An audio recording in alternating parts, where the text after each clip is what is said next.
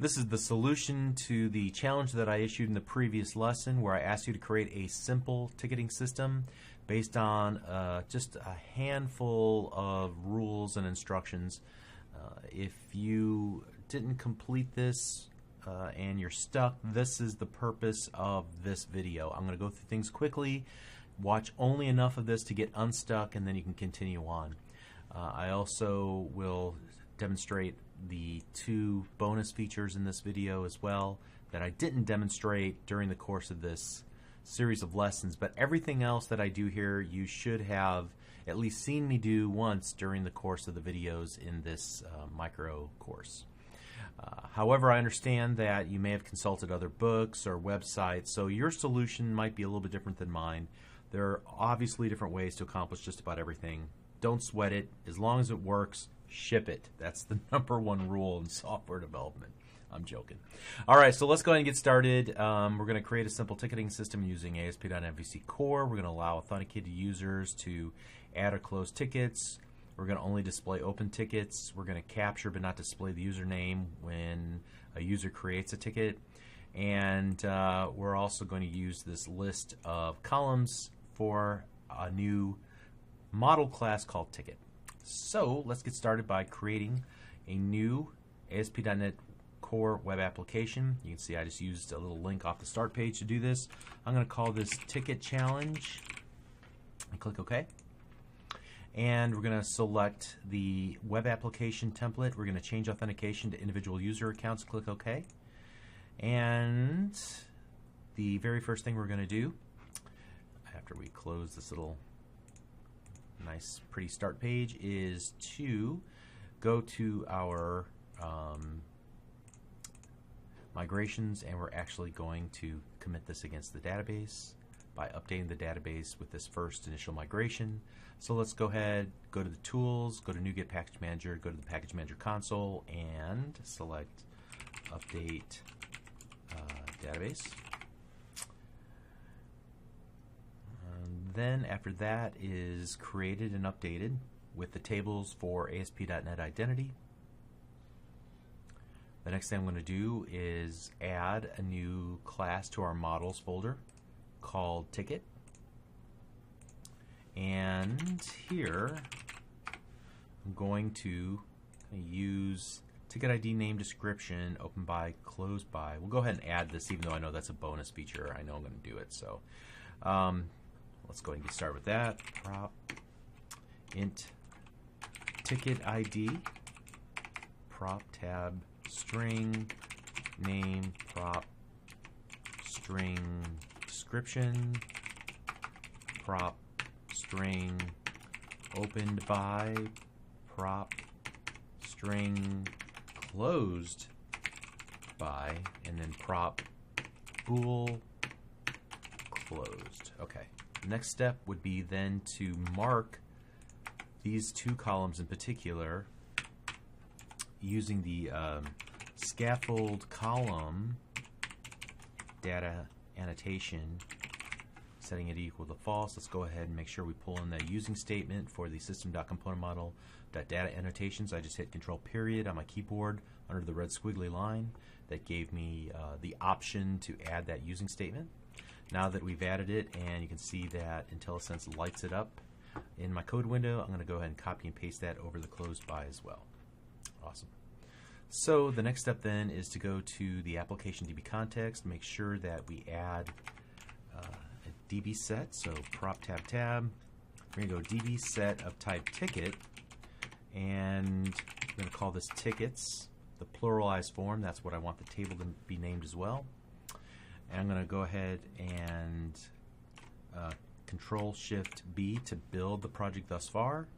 Go back to the Package Manager console. We're going to add a migration there called Added Ticket Model. All right. And we'll look that model over briefly. Before we update the database with it, I just want to make sure that it looks like it's going to work, and it looks like it's going to work. So we'll go back to the Package Manager console, update database. That should apply those changes, and we should have that table now with those columns in our database. Next up, let's go to our controllers folder, right click, select Add Controller. Here we want to make sure to create an MVC controller with views using Entity Framework. We'll go ahead and click Add to that. Here we want to select the ticket class that we just created. And the data context class would be application DB context. We'll leave all the other settings as is, including the controller name, which looks correct to me, tickets controller. Click Add. And one of the very first things we need to do is to allow authenticated users to add or close tickets. So the easiest way to do this would just be to go to the top of the class and add this authorize. And I'm going to go ahead and hit Control period on my keyboard to add the using statement for Microsoft ASP.NET Core authorization. Let's look at the commands here, and we should only display open tickets in ticket/index. So here we'll go down to the index, and I'm going to go var tickets equal, then I'll steal away this await context tickets to list async, and I'm going to add a where clause here to make sure that we're only grabbing where closed equals false. And then make sure to pass in tickets to the view because it needs it. So that should satisfy that requirement. Here we want to capture but do not display the username of the user that opens the ticket. Okay, so in the create post, so here's the create method. Here's the HTTP post version, overloaded version of that method. What I want to do is go here and set the ticket dot open by equals HTTP context dot user. I forgot what I was going to do there. Identities or identity dot name. That should work. Let's save that. We'll test that in a minute. Here's a bonus. We need to add a link to the ticket feature on the navigation bar. All right. Easy enough, I think. So let's go to the views and take a look at the shared folder inside of our layout. And here we're going to look at the nav bar. I found the home, about, contact. I tell you what we're going to do. We'll just put one at the end here. The area, we don't need that because, well, we're not working with areas yet. We'll talk about those in another course. Here we need the controller name. This will be what? Tickets, right? And the action will be index, and so we'll just go tickets like that. Okay. So that should satisfy it. We'll obviously want to make sure that works. This is a little bit more tricky. Capture but don't display the username of the user that closes the ticket. Before we do that, let's just test what we've got so far. And Control-Shift-B to build. Looks like it built successfully. Let's go ahead and run the application. Very first thing we're going to do is create an account and log in. So let's go ahead and register bob@devu.com and register that account, and we'll create a new ticket. So I'm going to go ahead and click Tickets, Create New, give it a name, First Ticket. This is the first ticket. And what I'm probably going to do is come back here and remove this because it doesn't make sense to close a ticket right as you create it. So that'll be one little addition that I'm going to add to the requirements here. And I'll click Create. Now what I want to do is go to the database and let's refresh and see our database for Ticket Challenge. And I want to open up the tickets table and view the data. And it looks like I got the open by set successfully. And that's what I wanted to see to make sure, even though we're not displaying it, we are capturing it. So that works. Let's see, what else did we want to do? Oh yeah, two things. First of all, it's not a requirement. It just makes sense. And I wanted to demonstrate how to modify your views so as to remove things you don't need. So let's go to the tickets create, and we're just going to isolate that HTML that displays the closed checkbox and delete it. So it's gone. I may want to additionally go to the tickets controller and remove that closed item, so the comma closed, from the bind statement. So if somebody tries to force the bind in, we'll just not even let them do that. Okay, so the next thing that we're going to want to do is this bonus where you capture but don't display the username of the user that closes the ticket. This seems obvious, but it's not, and it would hopefully it tripped you up a little bit enough to make you think and check your work. Let me show you what happens in the obvious implementation. So here in the post of the edit, what I want to do is to check and say, hey, if the tickets closed equals true, then what I want to do is change the tickets closed by equal to HTTP context dot user dot identity dot name.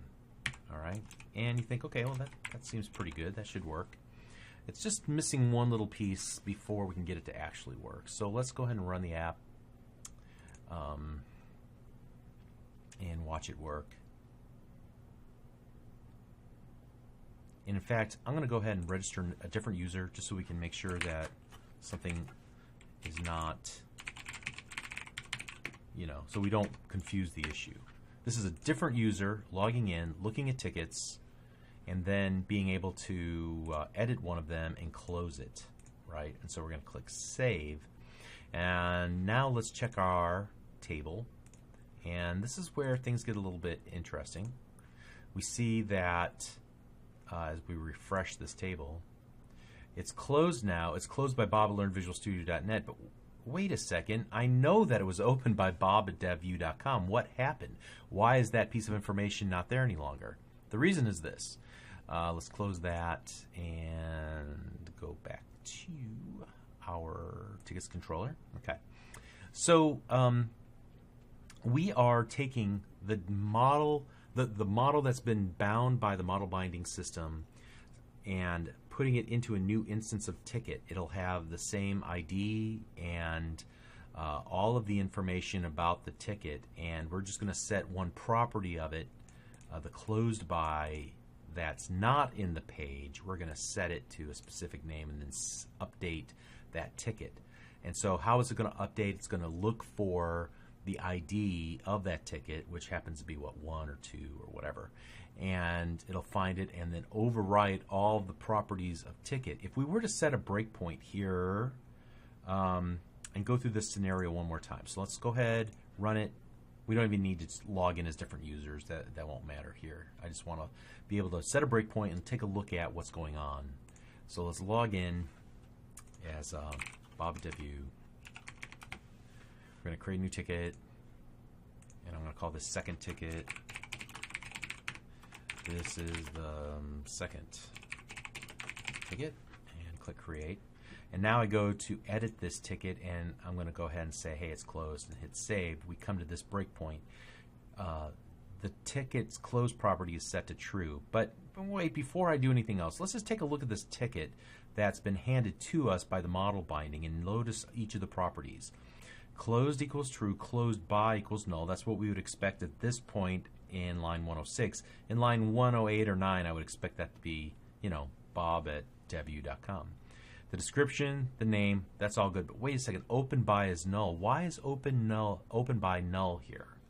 And furthermore, how does the ticket ID get passed into this? Well, to answer both of those questions, let's stop this application and take a look at the edit view, and I want to isolate on the form here, and notice here underneath the validation summary, but before we get to the name and description and the closed checkbox, there's this hidden form field for the ticket ID. So whenever we needed to pass additional information from our about our ticket entity, we can do one of two things. The obvious thing that we could do here is just create another input type equals hidden for the property that we want to pass along. So in this case, what we could do is change this to open by or opened by, I think is the name of it. What's the name of that? Yeah, open by. All right, and by doing that, it will create a hidden form field with the open by value so that when we post this form and it comes back into model binding, this time when we run the application, it will be bound to the open by property of our ticket, and we'll be able to then save that information successfully. So let's go tickets. Whoops, yeah, good. And we click edit, and I click close this time, and we get to that breakpoint in our code. If we look at the ticket, you can see that, well, open by is set to null. I think that's just a... All right, so we made one improvement. So if we take a look at the page source this time, we can see that we have indeed created a hidden form field with the open by property set to Bob@DevU, who originally created this. But when I hit the breakpoint, you'll notice that it's still not visible here. It didn't get bound in the model, and why not? Well, it's this bind statement messed us up this time. So let's make one more change, and we'll go opened by. And now this time when we run the application, we should get both pieces working together. Hopefully you can see the progression of thought as we work through this problem. So let's go back to tickets. This time we go to edit the ticket, and I'm going to hit close and save. This time when we hit, we can see the tickets open by equals Bob@DevU, and we can continue on and just step through and watch this happen, and then go ahead and hit F5 to continue. And now we've closed that ticket. If we look in the database table, view data, now we can see that record 2 has both a closed by and an open by. So we were able to successfully complete that step of the challenge, the bonus step there, number 6. All right. I said that there were 2 ways to do this. If you didn't want to expose that open by property as a hidden form field, which is very visible by anybody with their web browser, you wanted to keep it truly private, there's another approach you can take, and that would be to treat the ticket that's coming in as purely a view model, but not treat it as what actually gets saved to the database. So in other words, what we could do, and I'll just do some pseudocode here. So we would want to get the database version of the ticket, compare the database version versus the form, the HTTP form version, and update the values in the database version, and then save the database version. Okay, so there's pseudocode. Essentially what we would do is this. Let me go ahead and write it real quick off the top of my head. We would call this ticket, I might call it something different just so I can see what I'm working with here. I would probably call this the view model, or sometimes I just use the initials VM, which typically is a bad naming convention, but I'll allow it this time. So what we'll do is, first of all, grab an instance of the database version of that ticket. So var ticket equals context.tickets.first or default, and then I'm going to grab it where the ticket ID is equal to the ID that's passed in right here. Okay, and I'm just going to assume that it grabs it. I could do some error checking and things like that, but we're not going to, we'll not mess with that. Now we can compare and essentially update the values. So I might do something like this. Ticket dot name equals VM dot name, right? Because you could update that. Ticket dot description equals VM dot description. Ticket dot closed equals VM dot closed. All right, and then this would be the appropriate place to do this right here. And in this particular case, I wouldn't even need to search or do any checks on the ticket dot original open by, because we won't even modify it or look at it at all. These are the only fields that can be updated by what was submitted. So we could actually remove that completely. And then I would simply do, that. So let's make sure that works. We'll go through this scenario again. Whoops, what are we missing here? I guess we should probably, the ticket ID should be set. I don't know why it's complaining. I think the fundamental problem here is that, you know, if we get down to this catch statement, then what happens here? We don't really have a ticket. It's expecting it to be here. It would fundamentally change the whole structure of how this code needs to be laid out. So I'm just going to comment all that out. And whoops, like that. And then let's just run it to make sure this type of solution would work. And apparently it still does not, because we're still trying to, we would change this out. Instead of the ticket, we would have the virtual or the view model version. All right, so let's go and run it again. Still got problems. One more time here. Oh yeah, so here again, just because of how the whole thing is laid out, I guess we could just actually change this. This wouldn't be that big of a problem. Just change that to VM, ticket ID. Now this should work. I'm going to create a new one and then close it. So we'll go ahead and log in.